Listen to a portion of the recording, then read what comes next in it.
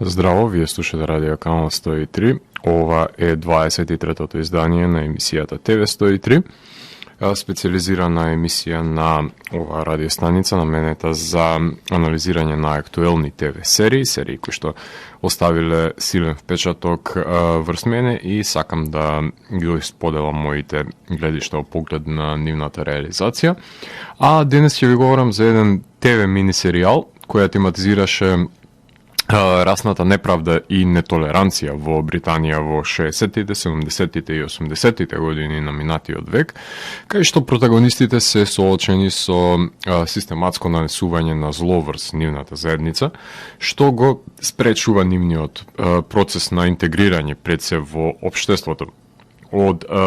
уназадувањето во поглед на образованието, до стереотипизацијата со која се поврзуваат припадниците од заедницата со криминалните чинодействија. Затоа што немаат голем број на опции во животот, освен да работат повеќе работи со дефицит на интелектуален ангажман. Препуштени се да се борат за зачувување на нивното достоинство пред бројни препреки кои ги поставуваат безизлезните ограничувања во кои што се впрегнати самите ликови. Станува збор за серијата Small X на Стив Маккуин, за која ќе ви говорам во рамките на ова издание на ТВ 103. На самиот почеток ја слушнавме композицијата која што е виновна за именувањето на оваа серија, односно преку стихот кој што го пее Боб Марли за кратењето на големите дрва со помош на малата секира. Една увертира се прави за сето тоа што ќе ви говорам во рамките на ова издание, а во продолжение традиционално слушаме композиција од Rage Against the Machine. Заради тоа што сте безобразни и тешко ви е да носите маски, а немате проблем да си правите лице едни на други, така што додека не ви дојде памет, ќе слушаме Rage Against the Machine, со надеж дека кога ќе ја преслушаме нивната дискографија ќе заврши овој кошмар во кој што се наоѓаме сите, а моментално ќе следува одличната Guerrilla Radio, сосема соодветна за оваа радиостаница, од композиција од The Battle of Los Angeles. Потоа ќе слушнете и самата најава за антолошката серија Small X. Така што доколку сакате да дознаете што се случувало во Британија во 70-тите години во поглед на расната дискриминација, тогаш вие сте на вистинската фреквенција, која понира од сферата помеѓу појавното и имагинарното, кај што се крие еден притаен меѓусвет, нудејќи можности за одгатнување на енигмите на постоењето. Јас сум Златко Ѓелевски, а вие останете вклучени. Започнува програмата на ТВ 103. Вие слушате Радио Канал 103, ова е емисијата ТВ 103 со своето 23-то издание, посветено на ТВ серијата Small X, која што представува британски антолошки мини серијал, режиран од страна на Стив Маккуин. Тоа е режисерот кој што зад себе ги има успешните филмови Hunger, Shame, 12 Years a Slave и Widows. Серијата брои 5 долговечерни епизоди, продуцирани од телевизијата BBC за Британија, која започна да се емитува на 15 ноември, а во САД беа емитувани на Amazon Prime, започнувајќи иницијално од 20 ноември.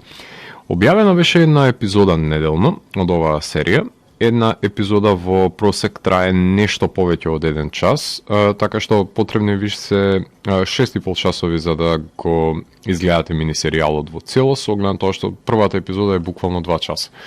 BBC One има продуцирано и копродуцирано значајни ТВ серии како Sherlock, Taboo, Killing Eve, Normal People, The Trial of Christina Keller, Good Omens, The Salisbury Poisoning и многу други. Меѓутоа има воспоставено добра корелација со американските стриминг сервиси и сериите кои се продуцирани во Британија завршуваат и на нив, за да може цел свет да ги погледне и на крајот на криштото и ние да ги добиеме. Така што многу ми се допаѓало кај британските серии сезоните, кои што најчесто ги прават по 3, односно по 6 епизоди, па ако вреди да се истражува приказната понатаму, ќе добие својно продолжение, меѓутоа во многу случаи нема, задржувајќи го интегритетот на идеите кои што се содржани во многу случаи и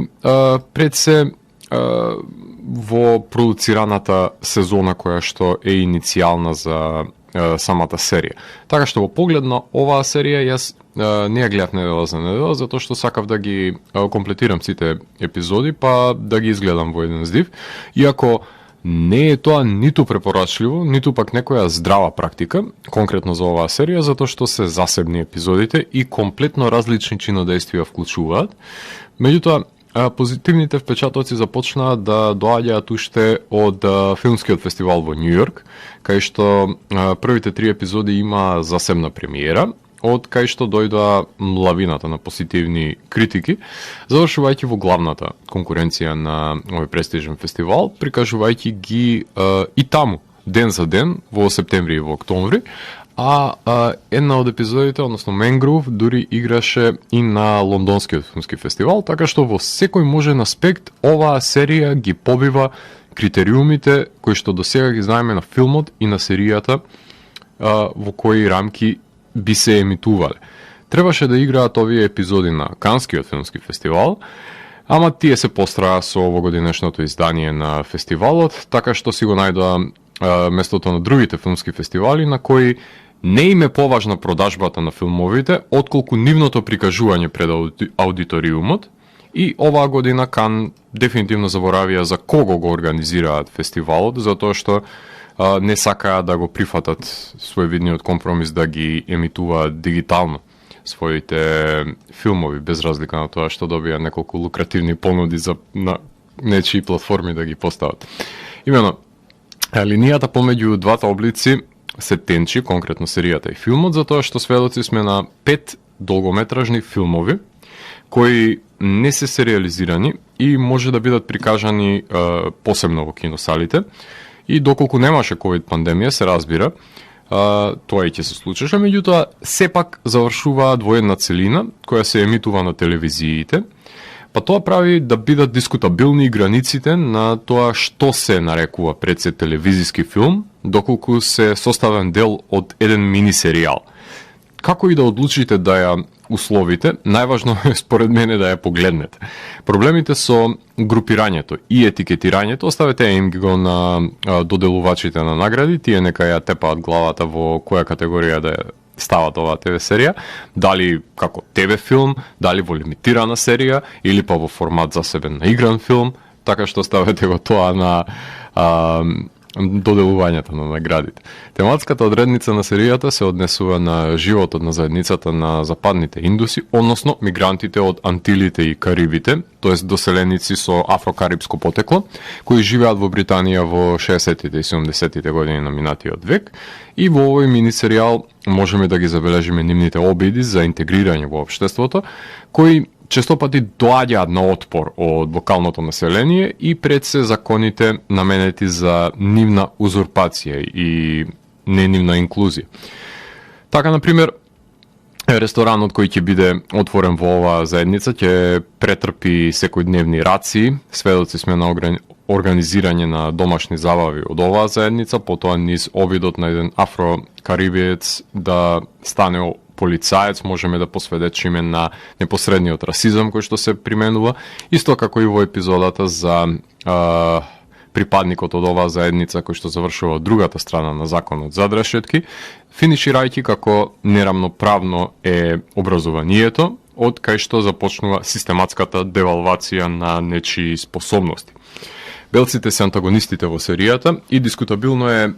како не се наоѓа ниту еден да се спротистави на неправдата,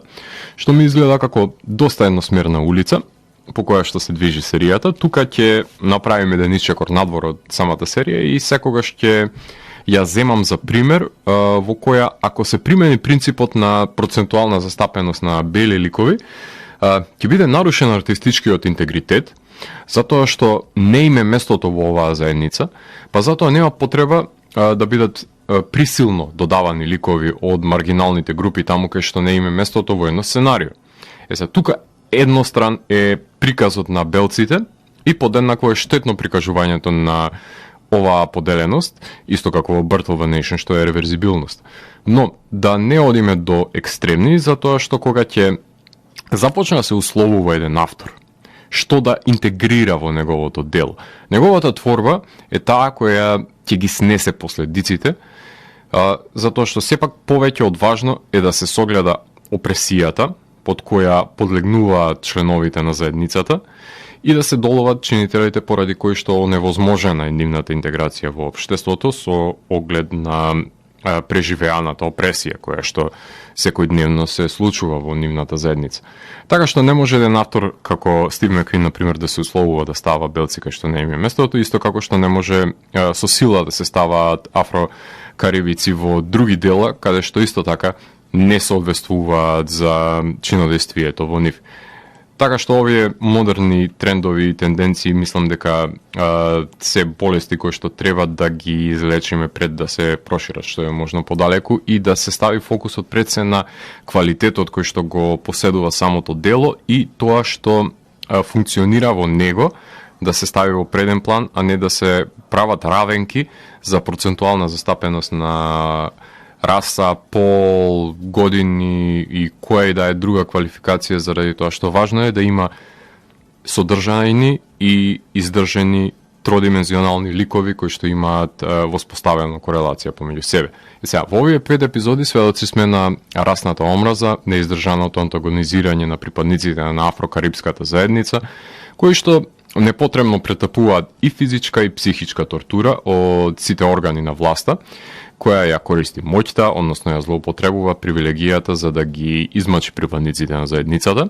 Затоа тие се гетоизирани, затоа што и во миговите кога ќе се обидат да се интегрираат во општеството, ќе се соочат со расизам, кој не им дозволува да бидат унапредени во образованието и кариерата и да ги имаат истите погодности кои што ги имаат белците во Британија. Тоа сведочи за постоечката ксенофобија на островото.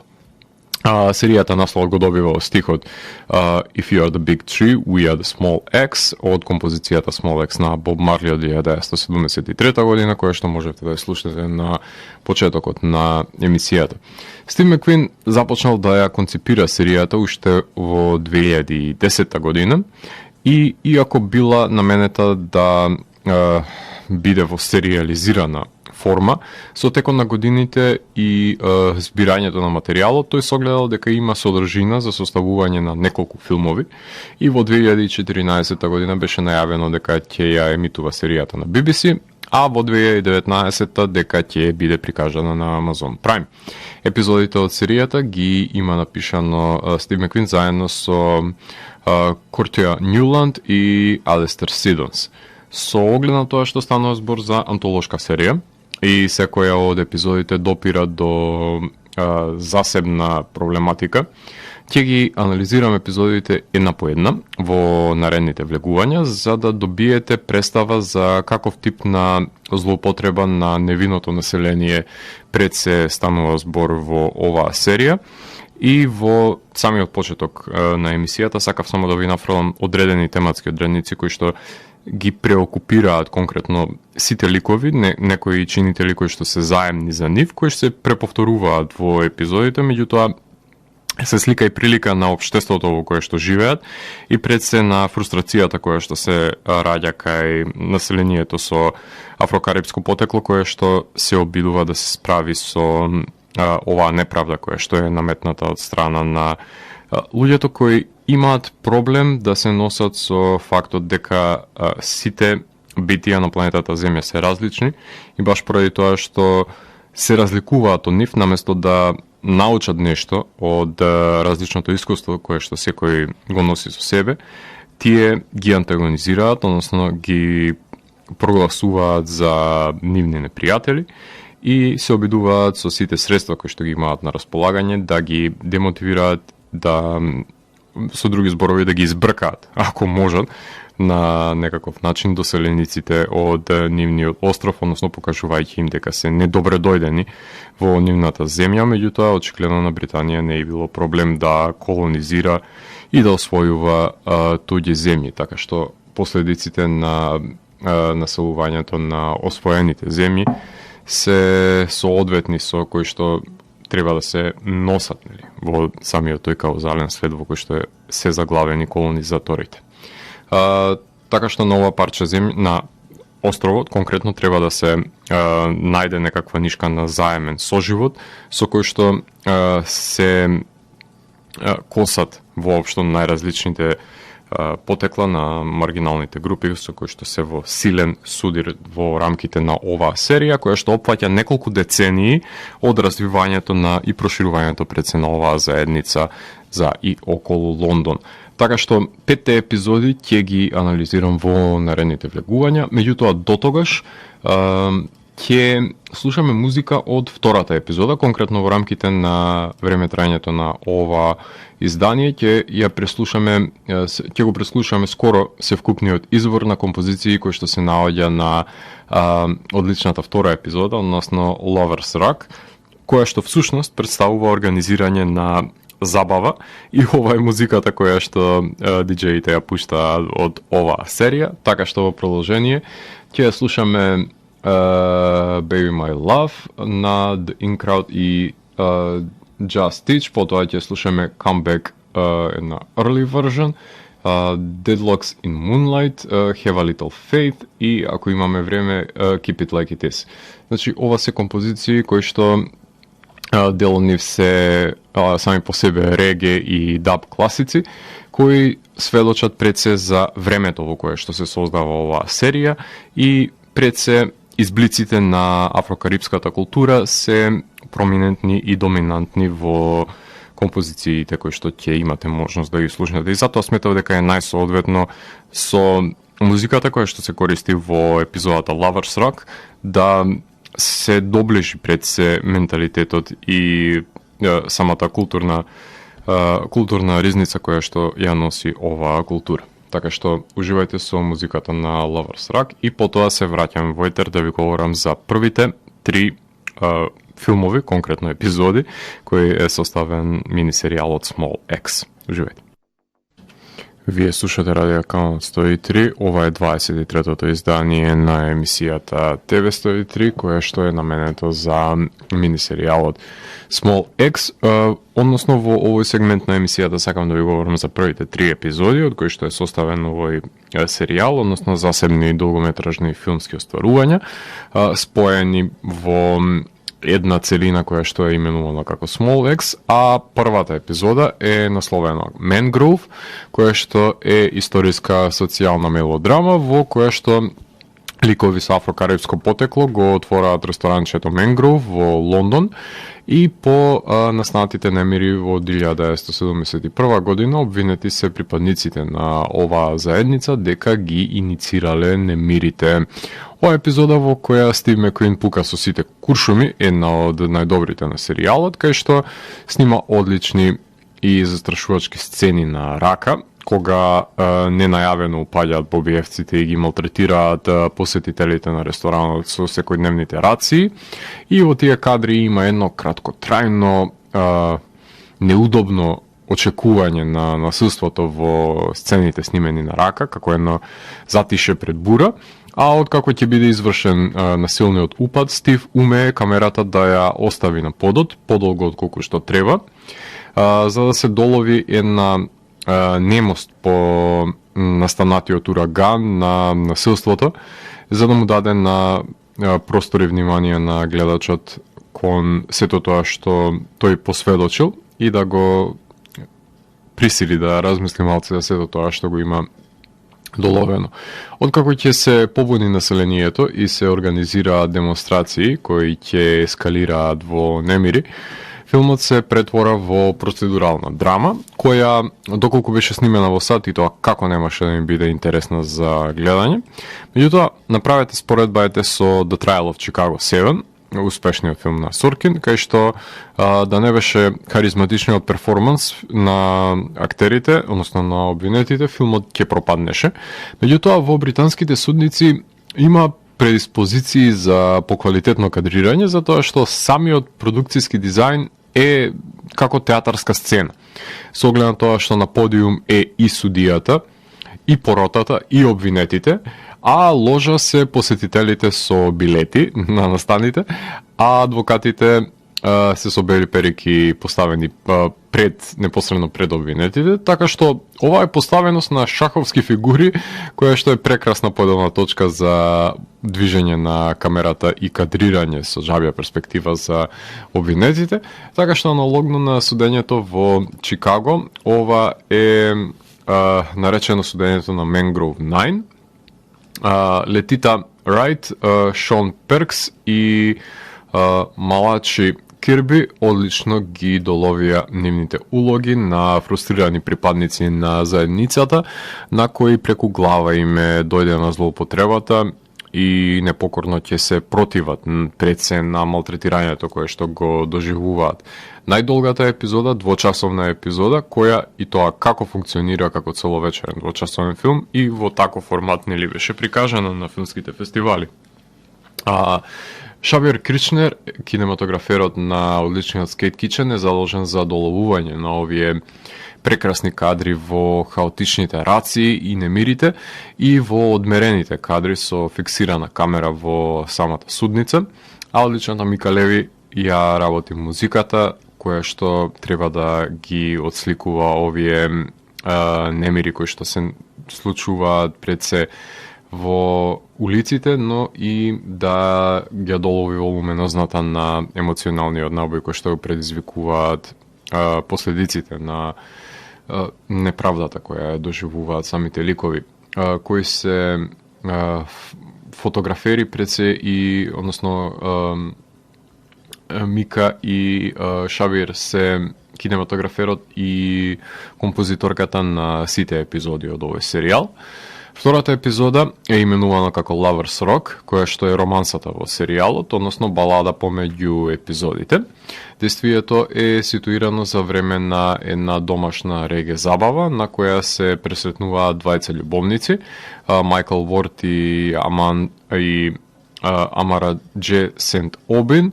кои што се љубовниците во оваа епизода, посветена и на љубовниците и на рокерите, како што веќе се најавува самиот епилог, која се одвива во 80-тите години во Западен Лондон. Оваа епизода е тоа што климакс представува, например, во филмографијата на Гаспар Ное, односно тоа што представува филмот за авангардната кинематографија, тоа за Стив Макквин е оваа епизода, во која не доминира структурирањето на действието со трите чинови, туку спонтаноста и кореографирањето на самиот танц кој што го изведуваат ликовите. Имено оваа епизода повеќе функционира како една ода на одминато време, во кое што вибрантната заедница наоѓа начин како да се самоорганизира и создаде забава во која ќе може да уживаат сите посетители, но има своевидно насилно склопување на врските, како и магнетизирање на двајцата љубовници, кај што има дури и убавина без сила. Имерсивна епизода во која камерата танцува заедно со посетителите на забавата, се чувствува таа енергија која што се воспоставува благодарение на севкупниот перформанс кој што го даваат актерите, така што се движи камерата на ритамот на музиката, која имате можност да ја слушате во текот на ова издание на ТВ 103, и оваа епизода е своевидно освежување од обкружувањето од насилството, значи една позитивна, светла точка, доколку останатите епизоди се говорат за невозможноста за интегрирање пред се на ликовите. Оваа епизода дава една оддишка, еден позитивен исход за обединувањето на заедницата, која што знае да прослави и покрај тоа што не име дојдено до славие во дадена ситуација каде што не може да се изборат за да биде слушнат нивниот глас, меѓутоа знаат да се самоорганизираат, да ја направат оваа домашна забава и да си поминат најдобро што можат. Третата епизода е Red, White and Blue. Позабавната епизода исполнета со музика и танц, се враќаме во суровата реалност со овој биопик за црнечкиот полицаец кој што влегува во редовите на полицијата за да ја реформира. Пред се овој орган на извршната власт однатре, со цел да има позитивен придонес за својата заедница. Ова епизода посветена на научникот кој што решава да оди во редовите на полицијата и подоцна да ја оформи Црнечката полициска асоциација во рамките на оваа институција. Проблемот настанува кога неговиот татко ќе биде малтретиран, се разбира неоправдано од страна на полицијата и нема да биде прифатена со радост улогата на односно одлуката на синот кој што има намера да влезе во редовите на полицијата, тие кои што го тепаат таткото, а едноставно таткото сака да го добие својот ден пред суд и да биде обештетен за оваа неправда која што тие имаат нанесено врз него. Во епизодата блика Џон Боега, кој го глуми Лирој Логан со својот приземен перформанс и пред се премолчен гнев во потрага по решение за канализирање на истиот за создавање на позитивна промена, пред се во односот помеѓу полицијата и неговата заедница, што и му е целта со неговото продирање и решавање на трудност на системот однатре. Именно тој е лик кој влегува во огон и станува непријател и на својата заедница и на полицијата, со одлука во која што решава да се приклучи на полицијата, најпрвин доаѓајќи на негодување од неговиот тврдогов родител и пријатели и непосредна фамилија, кои сметаат дека Лирој е предавник на заедницата, а од друга страна е непожелен и во редовите на бобиевците, затоа што одскокнува од нив, не само поради физичките способности и бојата на кожа, туку и поради праведноста која ја поседува, а е исклучена таа од нивните вредности за останатите ликови, кои што само поради тоа што може да си допуштат, го малтретираат локалното население. Тоа значи дека ќе доаѓа во судир и со неговите предпоставени и со колегите, како и со припадниците на својата заедница. Меѓутоа,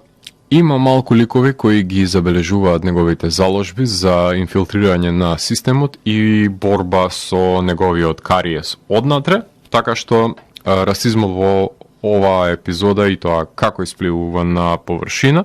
Меѓутоа, благодарение на тие малку ликови кои што може да ја согледаат праведноста и правичноста пред се на неговите одлуки кои што тој решава да ги смогне, се тие малку кои што имаат далекосежен поглед и знаат дека целта ќе ги оправда средствата во ситуацијата на самиот Лирој, кој што на крајот на денот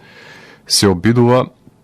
да ги скрши сите тие табуа и таа дистинкција помеѓу локалното население и полицијата, да воспостави некаков мост на кој што ќе биде зачувано достоинството на жителите на својата заедница. Меѓутоа, се соочува со многу ветерници и ова е заедно со првата епизода, двете епизоди кои што најмногу ми се допадна од оваа серија. Така што топла препорака, доколку не ги погледнете сите епизоди, Red, White and Blue и Mangrove се две епизоди кои што и тоа како мора да ги изгледате од оваа серија. Тука можеме да правиме кратка музичка пауза, во продолжение дефинитивно продолжуваме со слушање на композициите кои што ги пуштаат диџеите во Lovers Rock, односно во втората епизода. Ќе слушнеме Kung Fu Fighting, ќе слушнеме заради тоа што е реминесцентна за времето во кое што се случува.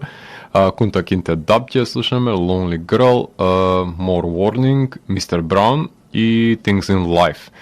доколку се разбира имаме време. Така што уживајте со музиката на Lovers Rock и потоа се враќам во етер за да ви говорам за преостанатите две епизоди и одредени спецификации кои што и поседува оваа серија. Уживајте. Вие слушате Радио Канал 103, ова е 23-тото издание на емисијата ТВ 103, наменето за ТВ серијата Small X, односно за самиот крај сакам да продискутирам за преостанатите две епизоди од овој серијал. Именно четвртата епизода е насловена Алекс Уитл, уште една биографска епизода која што го опаќа животот на исклучителниот британски новелист Алекс Уитл, односно глумен од Шери Кол, кој е осуден да лежи во затвор поради немирите во Брикстон во 1981 година. Според мене оваа епизода имаше многу поголем потенцијал од тоа што Стив Маккуин го има реализирано, посебно по недовршениот епилог кој го поседува, затоа што е растргната на секаде низ времето оваа епизода, бидејќи надпрвен го прикажува институционализирањето на младиот Алекс во домовите за деца без родители и во негрижата на раководните предци со нив. Тој го наоѓа своето место во Брикстон, кога ќе биде полнолетен и ќе се всели во населбата кај што ќе се запознае со локалните дилери, ќе го научи уличниот жаргон и ќе се избори за своето место во светот. Одлично се прикажани траумите и изблиците на пркосењето преци немоќта кои ги чувствува од обкружувањето, кои се манифестираат во затворската ќелија, кај што ќе има време да се посвети на себе на наградбата.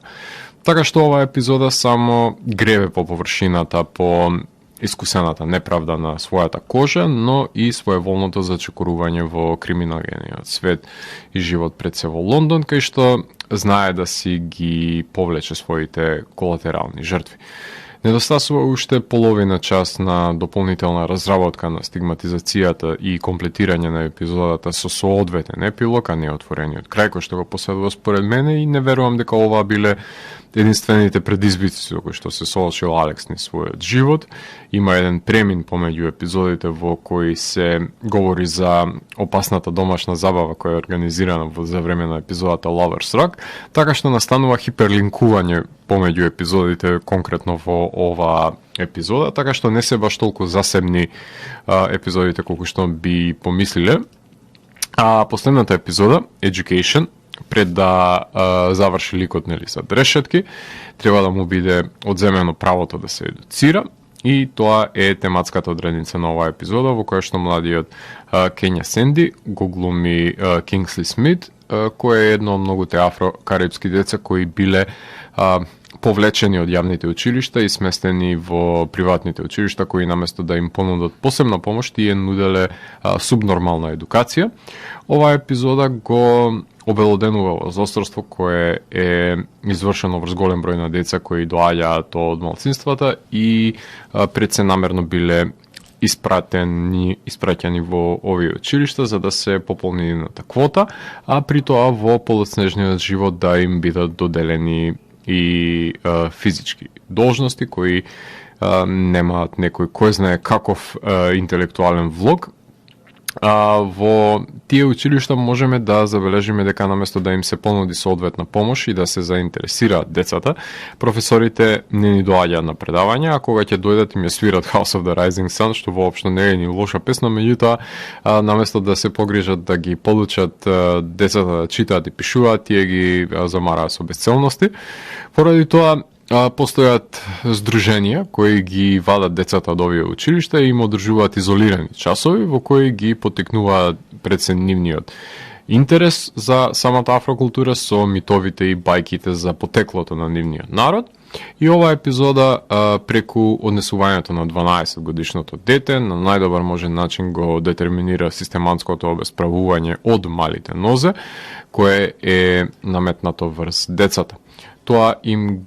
ги намалува пред се шансите да бидат конкурентни за работните позиции во иднина, но ја доловува и преработеноста на родителите, кои баш поради тоа што немале образование мораат да работат и до 3 работни ангажмани само за да може да преживее семејството. Ако младиот Кингсли сака да биде астронаут, не смее да постои некоја стигматизација која што може да го спречи во достигнување на неговиот дострел. Епизодите имаат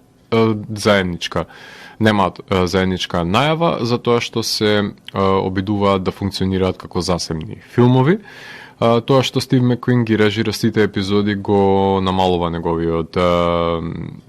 и пред се ја намалува поврзаноста на епизодите, меѓутоа го наметнува пред се неговиот сензибилитет во реализирањето на сите епизоди, што значи дека применливи ќе бидат одредени карактеристики на неговиот филмски маниризам, што не е на одмет, исто како што би било интересно доколку погледнеме други режисерски имиња, например, кои би се пробале со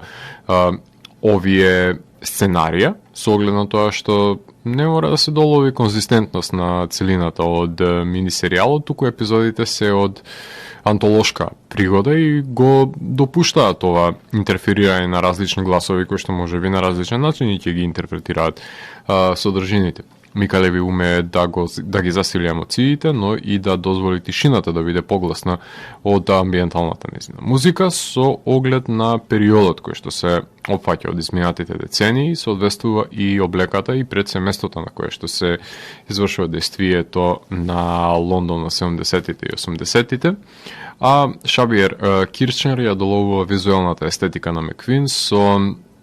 уловување на насилството пред објективот и оставајќи го гледачот со подзината уста штом сведочи на нанесеното зло. Крис Дикенс, но и самиот Меквин монтираат епизоди од овој серијал со тоа што самиот Меквин се наметнува како манипулатор на емоциите на гледачот, како што знае и уме. Суптилна еротика има во романтичната епизода, во останатите секако дека акцентот е оставен на социјалната неправда. Хуморот е ригиден и скоро непостоечки, а во епизодата за Алекс има доста флешбек секвенци, но нема халуцинации и кошмари, ниту пак се подпира на одредени визуелни ефекти, има практични за време на насилството. Серијата е пред се социјална мелодрама со елементи на романса и криминалистика. Јазикот кој што се говори е англиски, меѓутоа со присутен карибски нагласок. Во антологијата не може да се бара континуитет на епизоди, иако сметам дека хиперлинкувањето помеѓу овој воспоставен свет и тоа како можеше подлабоко да се мрежи во една корална структура. Главните ликови се добро изградени, а споредните во некои епизоди се повлијателни од другите. Некои од епизодите се биографски и се водат од вистините настани случувања и бараат автентичност пред се во нивниот пристап на реализирање, а сепак убедителна е актерската изведба, гледливоста е на високо ниво, а тензичната атмосфера, иако ја имаше во првата епизода, уме да јави одреден конфликт и во наредните епизоди. Не баш сите епизоди имаат доработени епилози, ниту пак содржат оригиналност која би се истакнала во споредба со останатите периодични драми, во кои се доминантни пред се елементите на расизмот и неправдата, и доколку имаше повеќе епизоди на рамниште од првата и од третата епизода, немаше да имам проблем да ја евалуирам серијата со 9 од 10, меѓутоа поради недоработеноста на последните две епизоди ќе ја заклучам оценката на 8 од 10, што сепак е висока, меѓутоа доколку беше целовита образувањето на овие епизоди, дефинитивно оценката ќе беше повисока. Се надевам дека Стив Маккуин ќе најде сила да создаде уште еден моќен мини серијал. Ако ништо друго, нека го продуцира, па некои негови наследници нека ги доработат епизодите доколку нема време. И се надевам дека не мора тој да троши уште една деценија од животот за да ги долови овие недостатоци на класниот систем и ќе може за многу побрзо временски период да ги добиеме новите филмови, доколку BBC се нафати да ја продолжи ова серија, така што остави силен впечаток и врз мене и предпоставувам најголем врз припадниците на заедницата со афрокарипско потекло. Меѓутоа, содржи 5 исклучителни филмски остварувања кои што се ставени под етикетата на Small X, кои си го најдоа својот пат во време на COVID пандемијата да допрат до широкиот аудиториум и да бидат конкурентни во престижните награди, да направат бучава, да предизвикаат пред се со ова систематско зло кое што се наметнува врз ликовите кои што ги содржат, кои се носители пред се протагонистите на оваа серија. Вие го слушавте 23-тото издание на емисијата TV103 со Златко Ѓелевски, кај што детално ги анализиравме погодностите и недостатоците на Small X. TV103 е уникатен сигнал кој се појавува секој четврток на оваа фреквенција и во рок од 2 часа ви нуди длабински поглед во значењето на актуелните ТВ серии. До наредното издание, гледајте ТВ серии и останете вклучени. Чао, чао.